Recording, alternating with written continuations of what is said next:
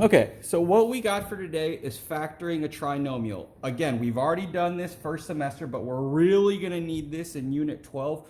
So we're making sure that we hit this again, okay? So remember, when we factor, first thing I'm going to do is do my big X.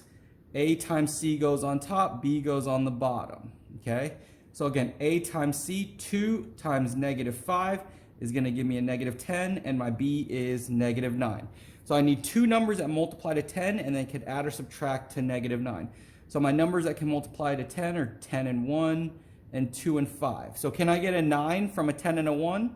Sure. So 10 and 1 are my numbers. Now how do I get a -9, right? So since it's negative, the bigger one's got to be negative, and we're going to subtract these two to get that 9. So they got to be opposite signs. So one negative, one positive.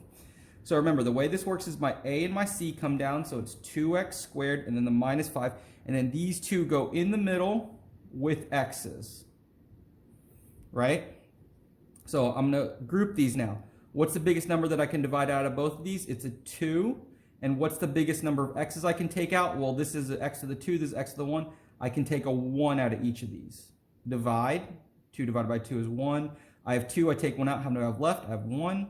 And -10 divided by 2 gives me a -5. I have 1. I take 1 out. How many do I have left? None. Now, what's the biggest number I can take out of both of these? Well, 1 and 5. The only thing I take out is a 1. So I have to put that 1. And since this is a plus sign, I'm going to put a plus there. This has 1x. This has none. So I can't take any x's out. And then I divide. 1 divided by 1 is 1. This x stays there. And -5 divided by 1 right there. Are these two the same? Good, they better be. So remember, these two go out in front, so it forms 1x minus 5. And then what do I have left here? What do I have left here? This is 2x plus 1. And when I ask you to factor, remember, I don't need you to set it equal to 0. I just need it like this, okay? So we're not going to take that extra step when we solve. So this is all we got for today. Let's go.